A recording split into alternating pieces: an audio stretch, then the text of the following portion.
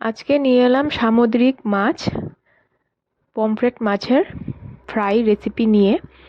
তো প্রথমে মাছগুলিকে ভালো মতো কেটে নুন জলে ধুয়ে নিয়ে জল ঝরিয়ে তুলে তার মধ্যে একে একে পেঁয়াজ, রসুন, আদা, কাঁচা লঙ্কা বাটা দিয়ে তারপর একে একে গুঁড়ো মশলা, হলুদ গুঁড়ো, লাল লঙ্কা গুঁড়ো, জিরা গুঁড়ো, ধনিয়া গুঁড়ো, পরিমাণ মতো নুন আর লেবুর রস দিয়ে ভালো মতো মাখিয়ে নেব।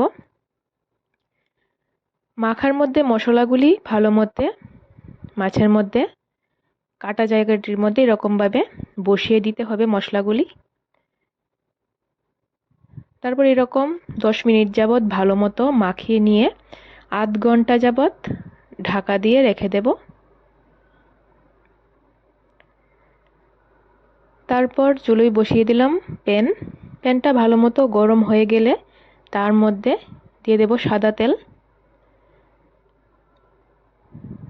তেলটা গরম হয়ে গেলে একে একে মাছগুলি প্যানের মধ্যে দিয়ে দিচ্ছি।